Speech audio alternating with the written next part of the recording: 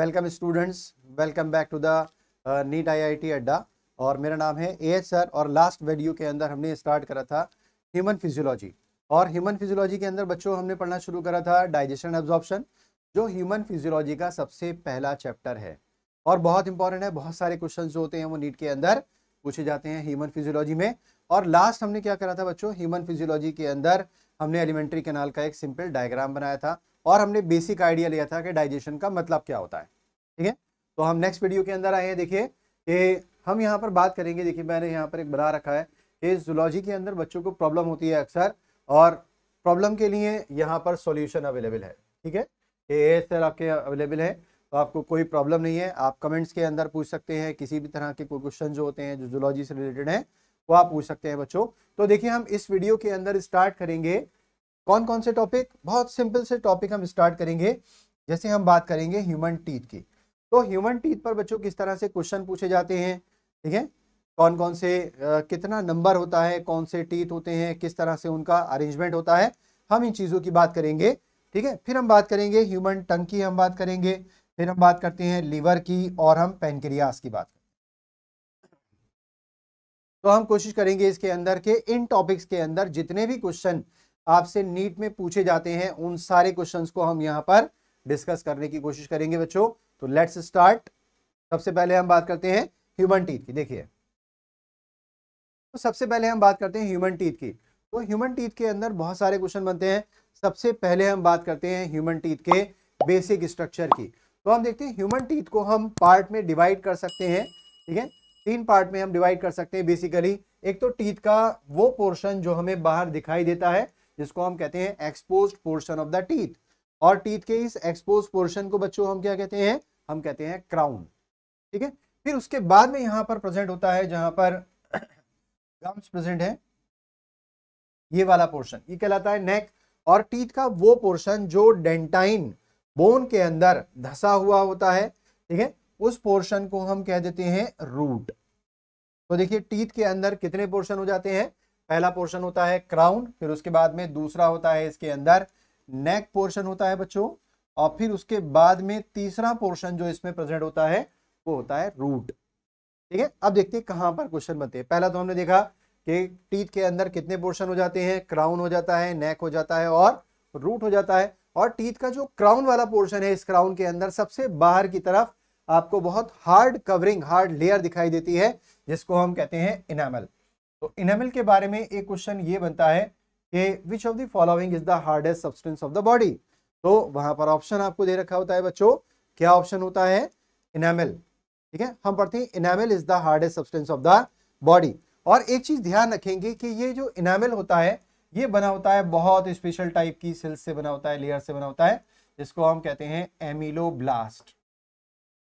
किससे बना होता है बच्चों, it is made up of एमिलोब्लास्ट।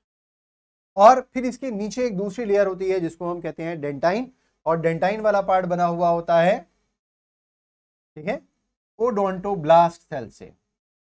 Dentine किससे बना हुआ होता है, it is made up of odontoblast. तो हमने डेंटाइन की बात कर ली, हमने इनामल की बात कर ली। उसके नीचे पल्प कैविटी होती है, और इस कैविटी के अंदर आपको दिखाई दे रहा है, देखिए बहुत सारी इसके अंदर ब्लड कैपिलरीज प्रेजेंट हैं। इसके अंदर आपको आर्टरीज दिखा रखी हैं, आपको वेन्स दिखा रखी हैं, ठीक है, और साथ साथ में आपको नर्व्स भी दिखा रखी हैं जो यहाँ से पेन के सेंसेशन या सेंसेशन को यहाँ से ब्रेन तक लेकर जाने का काम करती है। तो यहाँ पर नर्व सप्लाई भी प्रेजेंट होती है। ठीक है, और क्या होता है कि इस टीथ के चारों तरफ एक लेयर प्रेजेंट होती है जिसको हम कहते हैं सीमेंटम।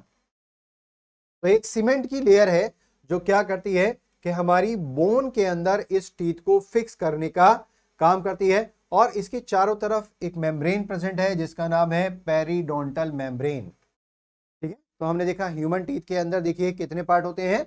एक पहला पार्ट जिसका नाम होता है क्राउन, दूसरा पार्ट होता है नेक, और तीसरा रूट वाला पार्ट होता है। फिर उसके बाद में हमने देखा कि ह्यूमन टीथ के अंदर सबसे बाहर वाली जो लेयर होती है, आउटर मोस्ट लेयर, वो होती है इनामल। फिर उसके बाद में दूसरी लेयर होती है डेंटाइन जो ओडोंटोब्लास्ट से बनी होती है, और फिर पल्प कैविटी प्रेजेंट होती है। और इसी पल्प कैविटी के अंदर आपको दिखा रखे हैं कि बहुत सारे न्यूरॉन्स होते हैं, यहाँ पर नर्व सप्लाई होती है, और ब्लड कैपिलरीज भी यहाँ पर अवेलेबल होती हैं। तो ह्यूमन टीथ पर देखिए क्वेश्चन जो बनते हैं ठीक है, सबसे पहले हम ह्यूमन टीथ की बेसिक की बात करते हैं। तो ह्यूमन टीथ के बेसिक में आपको ध्यान रखना है कुछ बातें कि ह्यूमन टीथ की खास बात क्या होती है। देखिए, तो एनसीईआरटी के अकॉर्डिंग जो हमारे टीथ के कैरेक्टर्स होते हैं उसको हम पढ़ लेते हैं कि टीथ का सबसे पहला कैरेक्टर क्या होता है। हमारे टीथ होते हैं थीकोडोंट। थीकोडोंट का मतलब क्या होता है। देखिए, पहली हम बात कर रहे हैं इसमें किस चीज की बच्चों, हम बात कर रहे हैं थीकोडोंट की बात कर रहे हैं। तो थीकोडोंट का मतलब क्या होता है कि हमारे जो टीथ होते हैं हमारी इस बोन के अंदर, है ना, ये बोन होती है लोअर, ठीक है, इस बोन के अंदर क्या होते हैं, छोटे छोटे सॉकेट बने हुए होते हैं और उसी सॉकेट के अंदर हमारे टीथ अंदर तक धंसे हुए होते हैं। तो थीकोडोंट का मतलब क्या होता है, थीकोडोंट का मतलब होता है teeth are embedded in the bony socket, ठीक है, ऑफ जॉ बोन, कि हमारे जॉस के अंदर, ठीक है, इस बोन के अंदर क्या होते हैं, छोटे छोटे सॉकेट्स बने हुए होते हैं। इस कंडीशन को हम कहते हैं थीकोडोंट कंडीशन। ठीक है, लेट सपोज हमने कहा, देखिए कि ये हमारा जॉ है, लेट सपोज मान लिया लोअर जॉ, और इस लोअर जॉ के अंदर क्या होता है, इसके अंदर सॉकेट बने हुए हैं बच्चों, और इसी सॉकेट के अंदर हमारे दांत जो होते हैं वो अंदर तक धंसे हुए होते हैं। देखिए, तो ये कंडीशन क्या कहलाती है, ये कंडीशन कहलाती है थीकोडोंट कंडीशन। ठीक है, और ये दांत देखिए यहाँ पर हमारे मोतियों की तरह चमक रहे हैं। तो थीकोडोंट कंडीशन। दूसरी हम बात करते हैं, देखिए नंबर 2 टीथ के हम कैरेक्टर्स की बात करें तो दूसरा जो कैरेक्टर होता है टीथ का वो होता है हेट्रोडोंट कंडीशन। देखिए नेक्स्ट क्या है,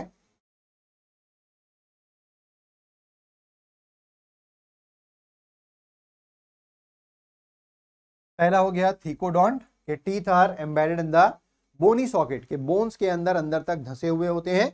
नेक्स्ट कंडीशन होती है हेट्रोडोंट के हमारे अंदर डिफरेंट टाइप के टीथ होते हैं।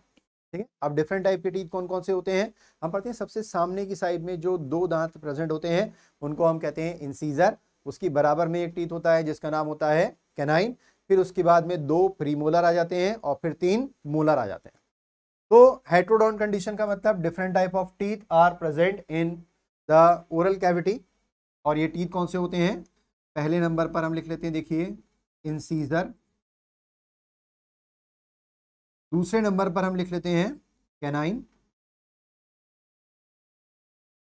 और तीसरे नंबर पर बच्चों हम लिख लेते हैं यहां पर प्रीमोलर।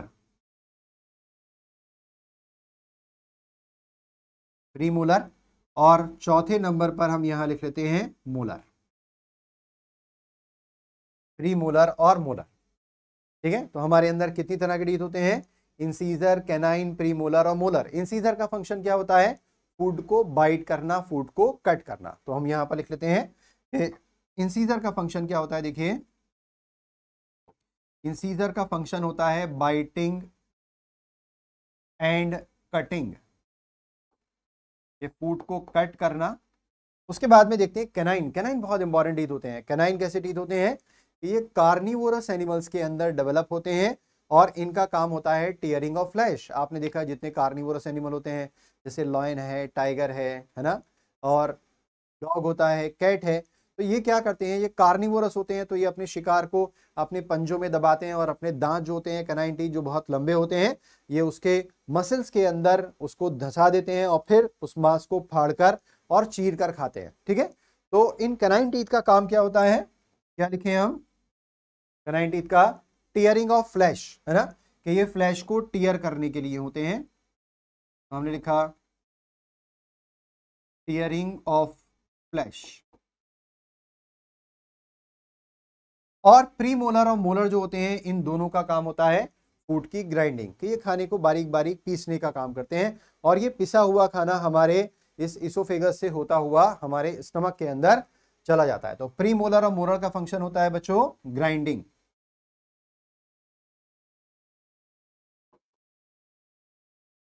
फूड की ग्राइंडिंग करना।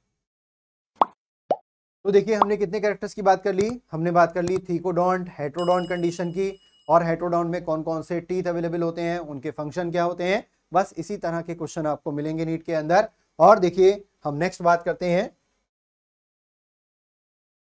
ठीक है, देखिए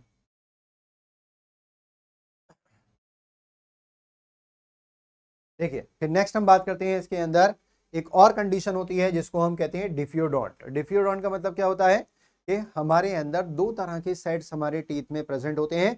एक वो सेट होता है जो टूटने के बाद में दोबारा निकल जाता है, और दूसरा वो सेट होता है जो एक बार अगर टीथ टूट जाते हैं तो वो दोबारा नहीं निकलते हैं। तो क्या करना है कि किसी से पंगा लेना है तो फिर सोच समझ कर लेना है, और किसी एक सर्टेन एज के बाद में वो पंगा नहीं लेना है, क्योंकि दांत अगर टूट जाएंगे तो फिर दोबारा नहीं निकलेंगे। बिल्कुल इस बात को ध्यान रखना है आपको। तो हेटेरोडोंट के बाद में हम देख लेते हैं कि हमारे जो टीथ होते हैं उनके कैरेक्टर्स होती है कि ये होते हैं डिफियोडोंट। ठीक है, डिफियोडोंट या डाइफायोडोंट इसको हम कह सकते हैं। चलिए पूरा इरेज कर देते हैं।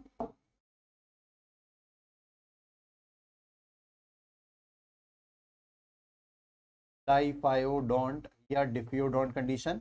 और इस डिफियोडोंट कंडीशन के अंदर पहले हम पढ़ते हैं कि सबसे पहला जो सेट हमारे अंदर प्रेजेंट होता है वो होती है मिल्क टीथ। ठीक है, सबसे पहले होते हैं मिल्क टीथ।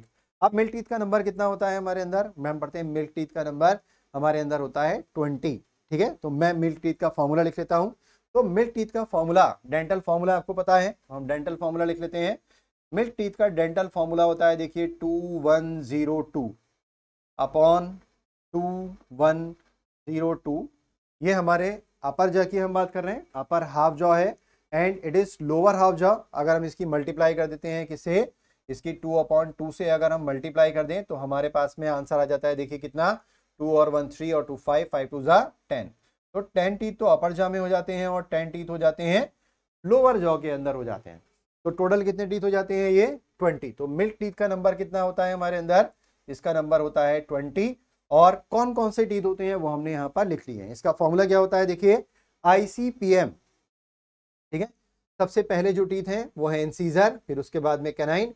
प्रीमोलर नहीं होते हैं छोटे बच्चों में, और मोलर भी आप देखेंगे तो 2 मोलर्स प्रेजेंट हैं। ठीक है, 2 मोलर है।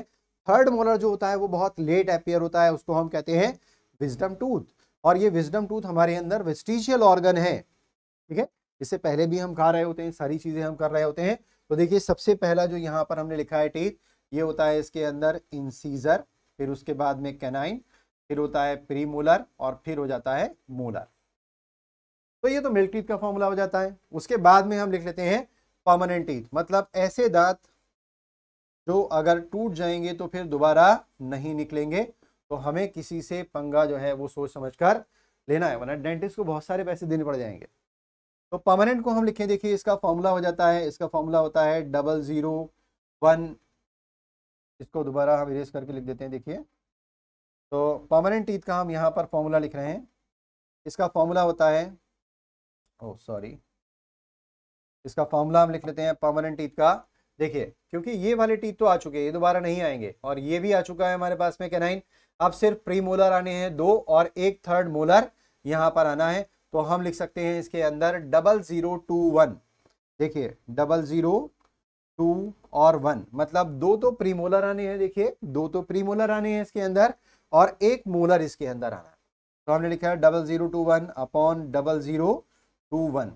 तो ये लास्ट वाला जो टीथ है हमारा वो होता है थर्ड मोलर, और third molar very late appear होता है। ठीक है, it is all about teeth कि हमने देखा टीथ के कितने पार्ट्स में हम डिवाइड कर सकते हैं, कौन कौन सी लेयर्स होती हैं वहां पर।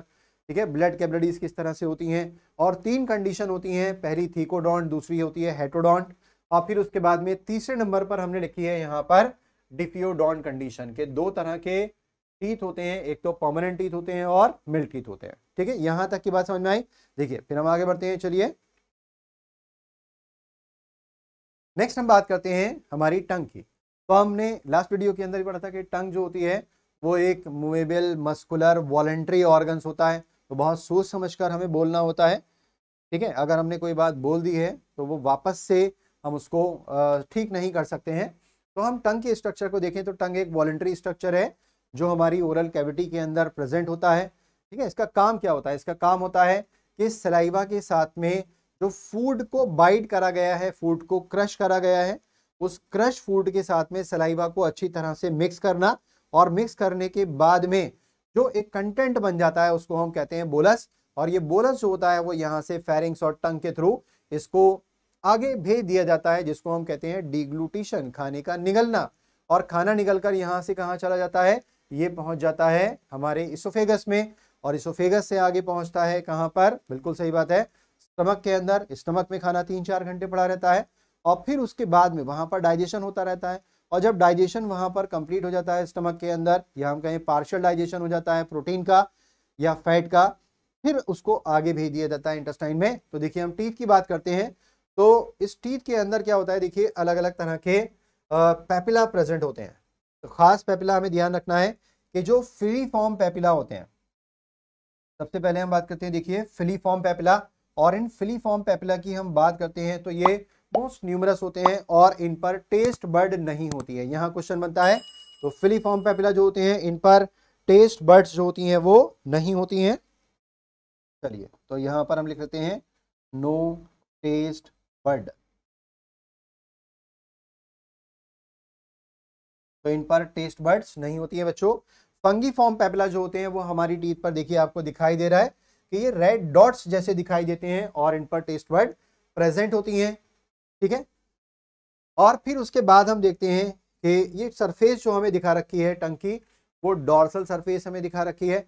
और इसके अंदर यहाँ पर देखिए कि टंग का जो पोस्टीरियर पोर्शन है, यहाँ पर आपको एक वी शेप स्ट्रक्चर दिखा रखा है जिसका नाम होता है सल्कस टर्मिनलिस या टर्मिनल सल्कस इसको हम कहते हैं। और इसके पीछे की साइड में यहाँ पर देखिए बहुत इंपॉर्टेंट स्ट्रक्चर है ये, इसका नाम क्या है बच्चों, इसका नाम है लिंगुअल टॉन्सिल्स।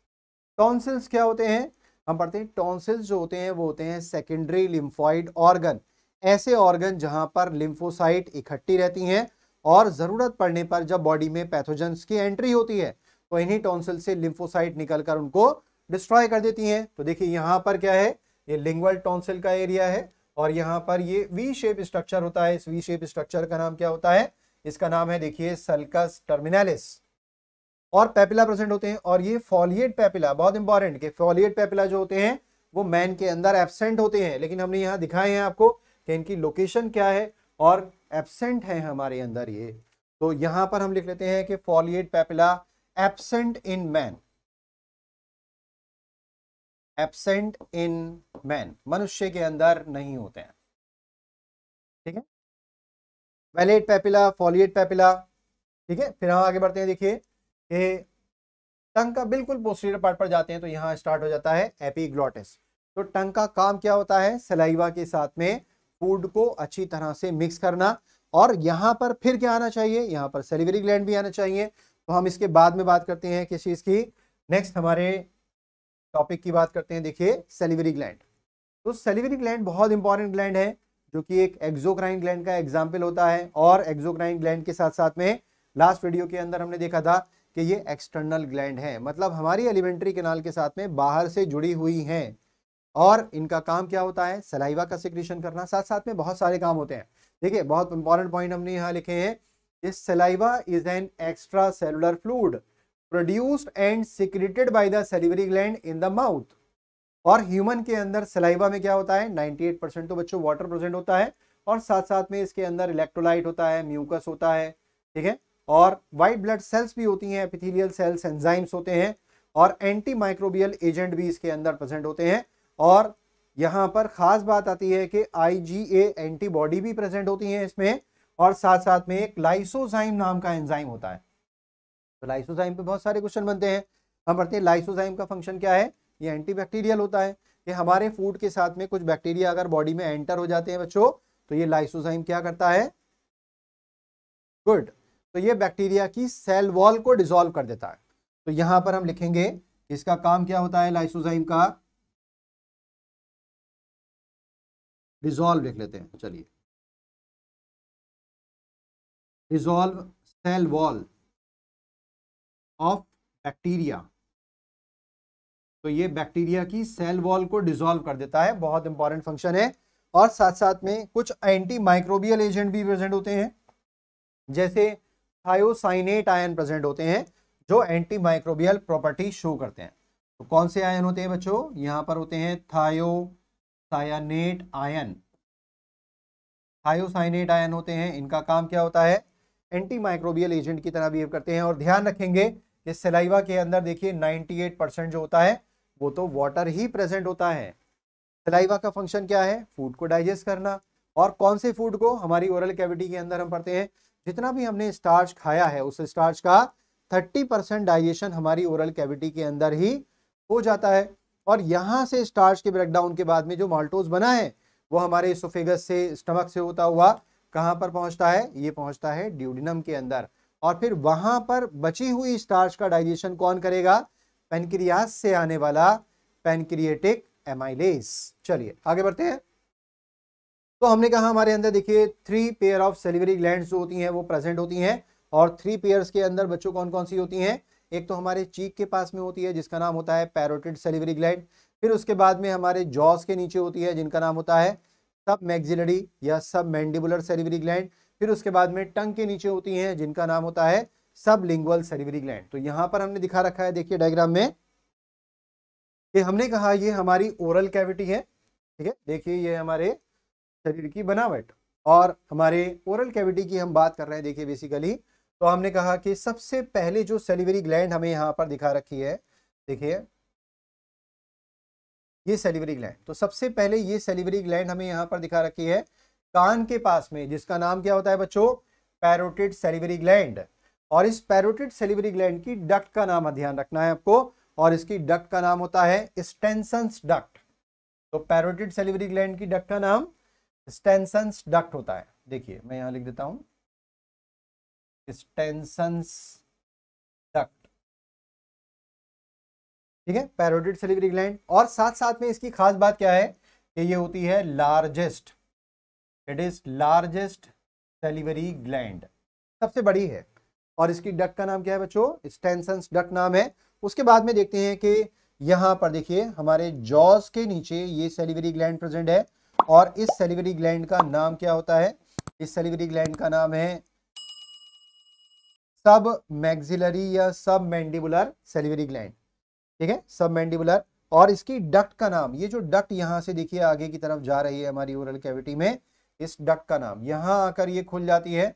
और इस डक्ट का नाम क्या होता है? इसकी डक्ट का नाम ध्यान रखेंगे, और इस डक्ट का नाम होता है वॉर्टन्स डक्ट। चलिए तो हम कलर चेंज कर लेते हैं I think.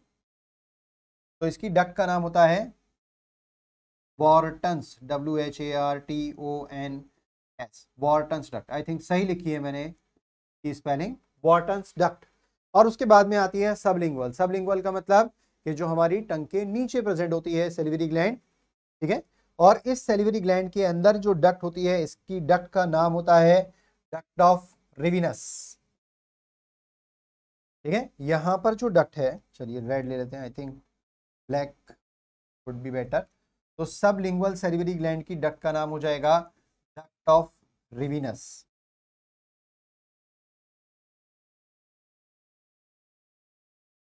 Duct of Rivinus, ठीक है, डक्ट ऑफ रिविनस इसका नाम हो जाएगा। तो हमसे पूछा जाता है कि सेलिवरी ग्लैंड से सलाइवा जो रिलीज हो रहा है उसका फंक्शन क्या है? उसका फंक्शन होता है कि वो स्टार्च को माल्टोज में कन्वर्ट कर देता है, फूड के साथ में आए हुए बैक्टीरिया को किल कर देता है, उनकी सेल वॉल को डिसॉल्व करके लाइसोजाइम एंजाइम के साथ में थायोसाइनेट आयन प्रेजेंट होते हैं। और इसके अंदर म्यूकस भी प्रेजेंट होता है, व्हाइट ब्लड सेल्स होती हैं इसके अंदर, ठीक है, इलेक्ट्रोलाइट्स बहुत सारे प्रेजेंट होते हैं। तो it is all about salivary gland. हम आगे बढ़ते हैं, देखिए हम नेक्स्ट वीडियो की तरफ, नेक्स्ट टॉपिक की तरफ जाते हैं। देखिए इट इज लीवर। यहां से हम आगे बढ़ते हैं तो हमारा स्टमक, और स्टमक के बाद में फिर आ जाता है बच्चों, स्टमक के बाद में ड्यूडिनम से जुड़ा हुआ स्ट्रक्चर लीवर। तो लीवर के बारे में एक बात ध्यान रखेंगे कि लीवर जो होती है वो largest gland of the body होती है, ठीक है, liver largest gland of the body. और इस ग्लैंड के अंदर देखेंगे, देखिए इसके अंदर आपको 2 लोब दिखा रखे हैं। एक लोब तो हमें ये दिखा रखा है, it is left lobe of the liver, और फिर उसके बाद में यहां पर दिखा रखा है हमें right lobe of the liver. और लीवर के दोनों लोब देखिए आपस में जुड़े हुए हैं एक लिगामेंट के थ्रू, इसका नाम होता है, this ligament is known as falciform ligament. तो ये फैल्सीफॉर्म लिगामेंट क्या करता है बच्चों? लीवर के दोनों लोब्स को आपस में जोड़ता है। और इसके साथ में ही यहां पर देखिए हमें डक्ट सिस्टम भी दिखा रखा है कि ये जो हमारा लेफ्ट हिपैटिक डक्ट है, इससे जो left part of the liver है या left lobe of the liver है, इससे एक ट्यूब बाहर निकलती है जिसका नाम क्या होता है? It is left hepatic duct. और फिर यहां से भी एक ट्यूब बाहर निकल रही है, डक्ट बाहर निकल रही है, जिसका नाम होता है राइट हिपैटिक डक्ट। और ये दोनों हिपैटिक डक्ट देखिए आपस में जुड़ जाती हैं और फिर ये स्ट्रक्चर बनता है, और ये स्ट्रक्चर बहुत इंपॉर्टेंट है, इसका नाम क्या होता है? तो लेफ्ट हिपैटिक डक्ट और राइट हिपैटिक डक्ट के जुड़ने से एक स्ट्रक्चर बन जाएगा, ठीक है, एक कॉमन सी ट्यूब बन जाएगी। जब कॉमन बन रही है तो इसका नाम हो जाएगा कॉमन हिपैटिक डक्ट, ठीक है। तो ये नाम हो जाता है कॉमन हिपैटिक डक्ट। और इस कॉमन हिपैटिक डक्ट के अंदर देखिए इस गॉल ब्लैडर की भी एक डक्ट जुड़ जाती है, और इस डक्ट का नाम क्या है? इसका नाम है सिस्टिक डक्ट। तो जब ये cystic duct common hepatic duct के साथ में जुड़ जाती है तो ये जो डक्ट बनी है दोनों के जुड़ने से it is common bile duct. तो हमने यहां देखा कि लीवर जो होती है वो largest gland of the body होती है, इसका वेट लगभग 1.4 kg का है, largest gland of the body है, और इसे कोई डाइजेस्टिव एंजाइम रिलीज नहीं होता है। ये बात हम ध्यान रखेंगे, नीट में आपसे पूछा जाता है liver secrete no digestive enzyme. और वेट कितना होता है इसका? बिल्कुल 1.4 kg, और इसके अंदर 2 लोब्स होते हैं, ठीक है। हम नेक्स्ट वीडियो पर आते हैं। देखिए यहां पर हमने दे रखा है कि लीवर के डक्ट सिस्टम की हम यहां पर बात कर रहे हैं, तो हमने वही पढ़ा कि लीवर के अंदर देखिए ये हो जाता है left lobe of the liver, और फिर ये left lobe of the liver जो है वो जुड़ा हुआ है देखिए किस चीज के साथ में? Right lobe of the liver के साथ में, और ये दोनों आपस में जुड़े हुए हैं इस लिगामेंट के थ्रू जिसका नाम है फेल्सीफॉर्म लिगामेंट। तो ये लिगामेंट है जो दोनों को आपस में जोड़ रहा है, और इसका नाम लिख देते हैं यहां पर, इट इज फेल्सीफॉर्म लिगामेंट। ये दोनों को जोड़ने का काम करता है। अब लीवर के अंदर क्या होता है? लीवर में बाइल जूस का फॉर्मेशन होता है। बाइल जूस बाहर कैसे निकलता है? तो left lobe of the liver से, देखिए left lobe of the liver से क्या होता है? एक डक्ट यहां से बाहर निकल रही है जिसका नाम है लेफ्ट हिपैटिक डक्ट, अभी हमने पढ़ा, और फिर ये हो जाती है हमारी राइट हिपैटिक डक्ट। जब ये लेफ्ट हिपैटिक डक्ट और राइट हिपैटिक डक्ट दोनों आपस में जुड़ेंगे, देखिए यहां पर जुड़ता हुआ दिखाई रखा है, और इसका नाम हो जाता है कॉमन हिपैटिक डक्ट। और इसी कॉमन हिपैटिक डक्ट के अंदर गॉल ब्लैडर की जो ये डक्ट है, देखिए गॉल ब्लैडर की डक्ट है, इसका नाम है सिस्टिक डक्ट। तो ये सिस्टिक डक्ट और कॉमन हिपैटिक डक्ट जब ये दोनों डक्ट आपस में जुड़ जाती हैं तो यहां पर एक डक्ट बन जाती है जिसका नाम हो जाता है कॉमन बाइल डक्ट। इसका नाम क्या है बच्चों? इसका नाम है CBD। CBD मैं बाहर लिख देता हूं यहां पर, इसका नाम होता है CBD। CBD का मतलब होता है common bile duct, common bile duct. अब एक चीज ध्यान रखेंगे, बाइल जूस का फॉर्मेशन कहां पर होता है? लीवर में। तो लीवर में इन डक्ट सिस्टम के थ्रू आता है लीवर में से बाइल, और बाइल आने के बाद में यहां पर गॉल ब्लैडर के अंदर बच्चों इकट्ठा हो जाता है। तो इस गॉल ब्लैडर का फंक्शन क्या होता है? फंक्शन होता है यहां पर स्टोरेज ऑफ बाइल। क्या फंक्शन है इसका? Storage of bile. यहां पर बाइल जूस आता है और आने के बाद में यहां पर इकट्ठा हो जाता है, तो हम यहां पर कहते हैं कि यहां पर होता है इसका कंसंट्रेशन, कि यहां पर बाइल जूस को कंसंट्रेट कर दिया जाता है, और यही कंसंट्रेट बाइल जूस जो होता है ये क्या करता है? फैट का इमल्सिफिकेशन करता है, ठीक है। चलिए तो हमने यहां पर देखा, देखिए अब ये कॉमन बाइल डक्ट जो है यहां से आगे बढ़ी, और आगे बढ़ने के बाद में देखिए वो आकर जुड़ जाती है किस चीज में? यहां पेनक्रियास की डक्ट में जुड़ जाती है। देखिए तो ये देखिए यहां से डक्ट चलिए, दिस वन, इसका नाम है कॉमन बाइल डक्ट। अब ये कॉमन बाइल डक्ट देखिए आगे जाकर क्या होता है? इस पेनक्रियास की डक्ट के साथ में जुड़ जाती है, और ये पेनक्रियास की डक्ट और ये कॉमन बाइल डक्ट दोनों आपस में जुड़ जाती हैं, और जुड़ने के बाद में जो कॉमन स्ट्रक्चर बनेगा, ठीक है, इस स्ट्रक्चर का नाम क्या होगा? जब ये दोनों डक्ट आपस में जुड़ जाएंगी तो यहां से आ रही है हिपैटिक डक्ट और ये पेनक्रियास की डक्ट है, तो जुड़ने पर जो कॉमन स्ट्रक्चर बनता है बच्चों उसका नाम होता है हिपैटो पैनक्रिएटिक डक्ट। क्या नाम है? Hepato pancreatic duct. क्यों कह रहे हैं इसको हम हिपैटो पैनक्रिएटिक डक्ट? क्योंकि इसके अंदर लीवर की डक्ट भी आ रही है और साथ साथ में पेनक्रियास की डक्ट भी आ रही है। अब एक चीज और ध्यान रखेंगे यहां पर, देखिए कि मान लिया कि इस ड्यूडिनम के अंदर अभी कोई फूड नहीं है, बाहर से आया नहीं है, तो डाइजेशन की जरूरत नहीं है, ना तो अभी हमें बाइल की जरूरत है, ना ही हमें अभी पेनक्रियास से आने वाली जूस की जरूरत है।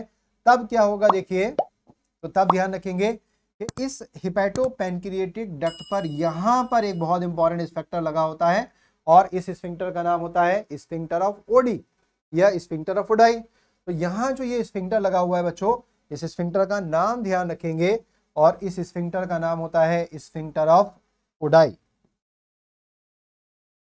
मैं यहां नाम लिख देता हूं। तो स्फिंक्टर ऑफ ओडाई की लोकेशन क्या होगी बच्चों? स्फिंक्टर ऑफ ओडाई की लोकेशन कि जहां पर हमारी हिपैटिक डक्ट और पेनक्रियास की डक्ट दोनों आपस में जुड़कर एक हिपैटोपेनक्रिएटिक डक्ट बना रही है, उस डक्ट पर ये स्फिंक्टर लगा होता है और ये बंद रहता है। जब भी इस ड्यूडेनम के अंदर कोई ऐसा फूड आता है जिसको डाइजेस्ट करना है तो ये स्फिंक्टर डायलेट हो जाता है और यहां से हिपैटिक जूस, जिसको हम बाइल जूस कहेंगे, और यहां से पेनक्रिएटिक जूस आ जाता है यहां पर और डाइजेशन शुरू कर देता है। तो यहां पर प्रेजेंट है sphincter of Oddi. Sphincter of Oddi present है बच्चों। फिर हम देखते हैं एक चीज और, मान लिया पेनक्रियास के जूस की तो जरूरत है तो स्फिंक्टर ऑफ ओडाई जो होता है वो डायलेट हो जाएगा, लेकिन पेनक्रियास के जूस की जरूरत है, ठीक है, लेकिन लीवर से आने वाले बाइल जूस की अभी जरूरत नहीं है। तो क्या होगा, हमें यहां से भी इस चीज को रोकना पड़ेगा, ठीक है। अगर मान लिया कि यहां पर जरूरत नहीं है अभी किस चीज की, यहां पर आगे इस ड्यूडेनम के अंदर फैट के डाइजेशन की जरूरत नहीं है, तो हमें बाइल जूस भी नहीं चाहिए, तो बाइल जूस को हमें यहीं पर ब्लॉक करना पड़ेगा। तो यहां पर भी एक स्फिंक्टर लगा होता है और इस स्फिंक्टर का नाम क्या होता है बच्चों? इस स्फिंक्टर का नाम होता है स्फिंक्टर ऑफ बॉयडन। तो स्फिंक्टर ऑफ बॉयडन की लोकेशन कहां है कि वो प्रेजेंट होता है कॉमन बाइल डक्ट के अंदर लगा हुआ होता है। तो इट इज स्फिंक्टर ऑफ बॉयडन।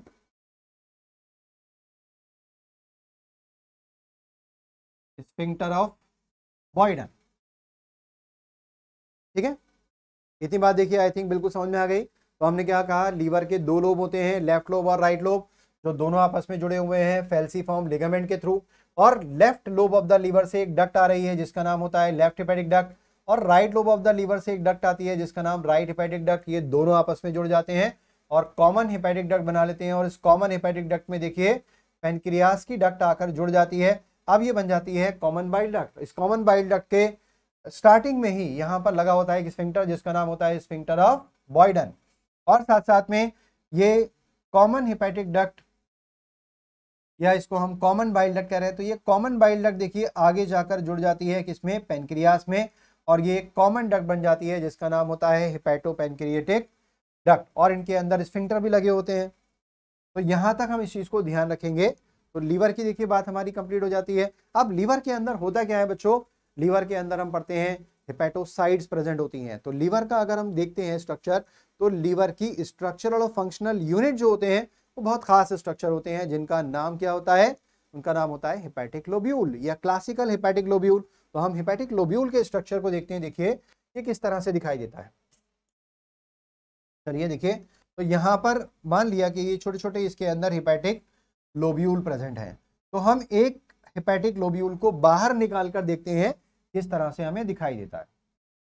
देखिए it is classical hepatic lobule, और इस हेपेटिक लोब्यूल के अंदर अगर आप देखेंगे, देखिए तो आपको ये एक हेक्सागोनल शेप्ड स्ट्रक्चर दिखाई दे रखा है और जिसके अंदर ये बहुत सारी सेल्स लगी हुई हैं। तो ये जो सेल्स यहाँ पर लगी हुई हैं, इन्हीं सेल्स को हम क्या कहेंगे बच्चों? ये सेल्स हैं हेपेटोसाइट। इन सेल का नाम क्या होता है? ये है हेपेटोसाइट। और इसी हेपेटोसाइट के अंदर फॉर्मेशन होगा किस चीज का? वेरी गुड, बाइल जूस का फॉर्मेशन होगा। तो इन्हीं हेपेटोसाइट के अंदर बनता है बाइल जूस। और ये हेपेटोसाइट देखिए, ये हेपेटोसाइट आपस में जुड़कर एक कॉर्ड लाइक, एक रस्सी की तरह स्ट्रक्चर बना लेती हैं पूरा, और इसी स्ट्रक्चर को हम कहते हैं हेपेटिक कॉर्ड। ये पूरा जो स्ट्रक्चर है देखिए दिस वन, इस पूरे स्ट्रक्चर को हम क्या कहेंगे? इसको हम कहेंगे हेपेटिक कॉर्ड। हेपेटिक कॉर्ड जो हेपेटोसाइट के मिलने से बना है। अब देखिए हेपेटोसाइट्स के बीच बीच में ये जो स्पेस आपको दिखा रखा है, ग्रीन कलर का स्पेस जो हमने दिखा रखा है, ये वाला स्पेस जो हेपेटोसाइट के बीच बीच में प्रेजेंट है, I think it is now clearly visible to you. तो ये जो स्पेस है इसको हम कहते हैं बाइल कैनालिकुलाई। तो हेपेटोसाइट्स की जो हेपेटिक कॉर्ड्स होती हैं उनके बीच का जो स्पेस है, उस स्पेस का नाम हो जाता है बाइल कैनालिकुलाई।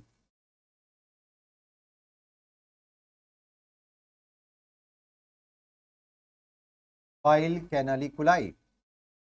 बाइल कैनालिकुलाई क्यों कह रहे हैं इसको हम, क्योंकि इन हेपेटोसाइट से, देखिए हेपेटोसाइट है, इन हेपेटोसाइट के अंदर बाइल जूस बनाने के बाद में इसको रिलीज कर दिया जाएगा, कहां पर, इस बाइल कैनालिकुलाई के अंदर रिलीज कर दिया जाएगा।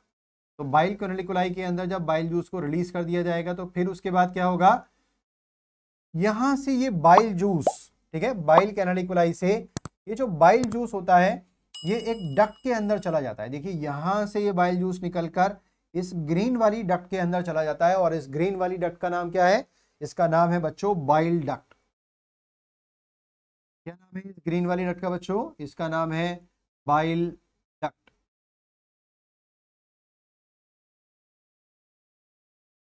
दोबारा लिखते हैं। तो ये जो हमने ग्रीन कलर की ट्यूब बनाई है इसका नाम होता है बाइल डक्ट। ठीक है, बाइल डक्ट हमने कह दिया। तो हमने क्या कहा कि ये जो हेपेटोसाइट आपको दिखा रखी है, ठीक है, दिस वन, ये जो स्ट्रक्चर आपको दिखा रखा है ये है हेपेटोसाइट, और हेपेटोसाइट्स के आपस में जुड़ने से क्या बन जाता है, एक कॉर्ड लाइक स्ट्रक्चर बन रहा है जिसको हम हेपेटिक कॉर्ड कह रहे हैं, और इस हेपेटिक कॉर्ड के बीच के स्पेस को हम क्या कहेंगे, इसको हम कहेंगे बाइल कैनालिकुलाई।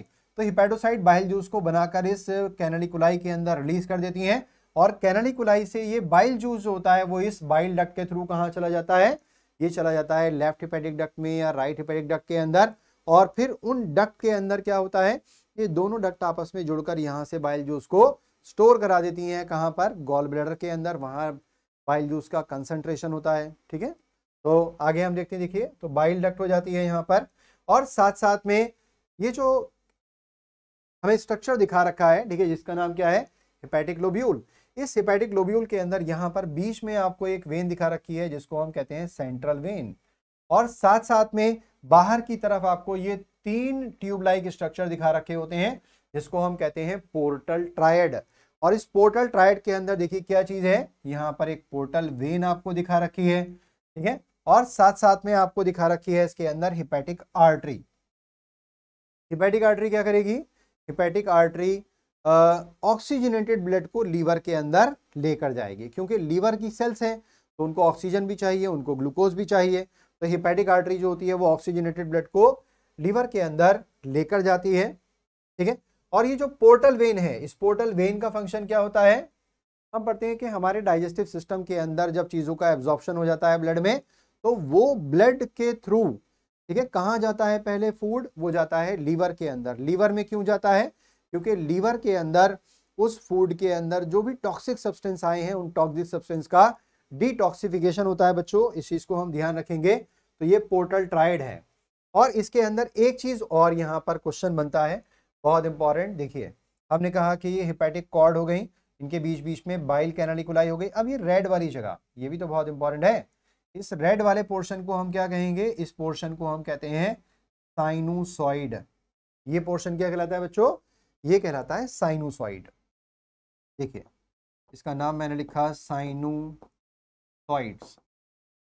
और इस साइनोसॉइड्स के अंदर क्या होता है, साइनोसॉइड्स के अंदर बहुत इंपॉर्टेंट सेल्स प्रेजेंट होती हैं जो लीवर की पहचान है। देखिए ये सेल्स इसके अंदर प्रेजेंट हैं, मैंने बनाई है, ठीक है, इनका नाम क्या होता है, इन सेल्स का नाम होता है, देखिए यहां हम लिख देते हैं, देखिए इन सेल्स का नाम होता है कफर सेल्स। क्या नाम होता है बच्चों, इनका नाम होता है कफर सेल्स। और कफर सेल्स का काम क्या होता है, ये फूड के साथ में आए हुए जो पैथोजेंस होते हैं, जो बैक्टीरिया वायरस होते हैं, उनको डिस्ट्रॉय करना, यानी कि ये करती हैं फैगोसाइटोसिस। फैगोसाइटोसिस का मतलब क्या होता है, बाहर से आने वाले बैक्टीरिया वायरस को मारकर खा जाने के प्रोसेस को हम फैगोसाइटोसिस कहते हैं। तो यहां पर हमने बात करा है किस चीज की, देखिए साइनोसॉइड्स की, और साइनोसॉइड्स वेकेंट स्पेस होते हैं जिनके अंदर लेकिन कफर सेल्स भरी हुई होती हैं और जिनका काम होता है फैगोसाइटोसिस करना। ठीक है, तो यहां तक बात हो गई। और एक चीज और ध्यान रखेंगे कि इस हेपेटिक लोब्यूल की जो कवरिंग होती है पूरी, उस कवरिंग को हम कह देते हैं ग्लिसन्स कैप्सूल। तो हेपेटिक लोब्यूल की कवरिंग लीवर के अंदर, या लीवर की कवरिंग आपसे पूछ ली जाती है तो ये बहुत इंपॉर्टेंट है, इट इज ग्लिसन्स कैप्सूल।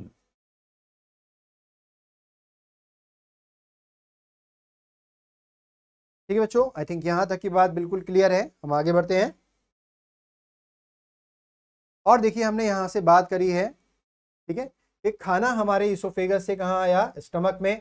तो हमने पढ़ रखा है कि यहाँ पर इसोफेगस और स्टमक के बीच में यहाँ पर एक स्फिंक्टर प्रेजेंट होता है और इस स्फिंक्टर का नाम होता है गैस्ट्रो इसोफेजियल स्फिंक्टर, या इसको हम कार्डियक स्फिंक्टर भी कह देते हैं। तो ये स्फिंक्टर यहाँ पर प्रेजेंट है, इसका नाम है कार्डियक स्फिंक्टर।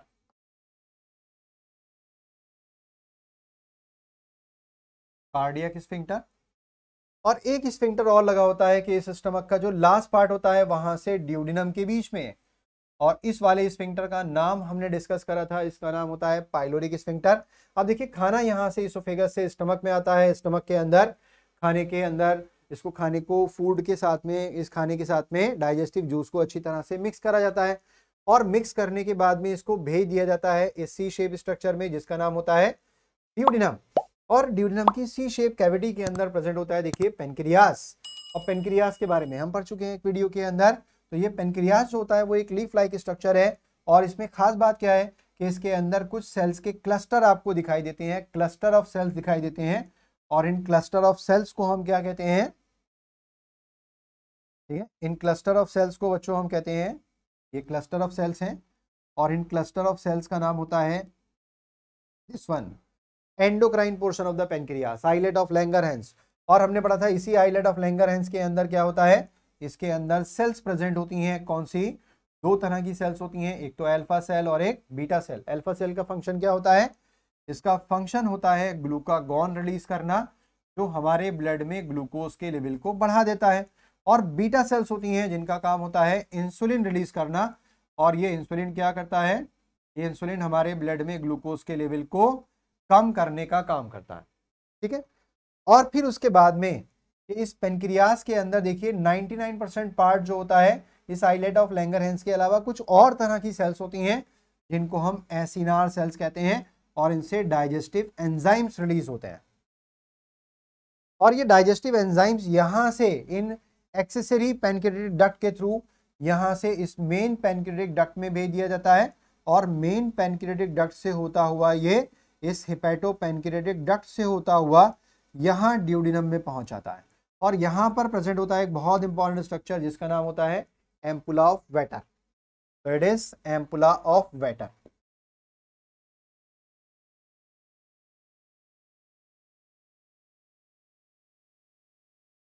तो एम्पुला ऑफ वेटर यहां पर प्रेजेंट है, ठीक है बच्चों। तो यहां तक हमने देखा, हमने बात करी आज टीथ की, फिर हमने बात करी हमारी ओरल कैविटी के अंदर टंग की हमने बात करी है, फिर हमने बात करी है यहाँ से बाहर निकलकर सेलिवरी ग्लैंड्स की हमने बात करी, उनका नंबर क्या होता है, उनकी डक्ट क्या होती है, सलाइवा क्या होता है। फिर उसके बाद में यहाँ से हम आगे बढ़े और हम गए कहाँ पर, लीवर तक। तो लीवर के अंदर हमने लेफ्ट और राइट हिपैटिक लोब देखे, लीवर के अंदर बाइल जूस का फॉर्मेशन होता है। और फिर वहाँ से हम बाहर निकले और बाहर निकलने के बाद में हमने पेनक्रियास को भी इसके अंदर ऐड करा है। तो होप सो ये वीडियो आपको बहुत अच्छी लगेगी और इसको बहुत क्लियरली आपको वीडियो को देखना है। और इसके अंदर नीट के बहुत सारे क्वेश्चंस को हमने डिस्कस करा है, इसको बहुत अच्छे से देखिए। इसके अंदर कोई भी आपको लगे कि इसमें प्रॉब्लम्स यहाँ पर है, यहाँ पर क्वेश्चन बनता है, तो आप कमेंट बॉक्स में जाकर, कमेंट सेक्शन में जाकर कमेंट कर सकते हैं। I will definitely answer you. तो यहाँ तक बच्चों आप ध्यान रखेंगे, ठीक है बच्चों। चलिए तो नेक्स्ट वीडियो के अंदर हम इसके आगे कंटिन्यू करते हैं। Best of luck till then.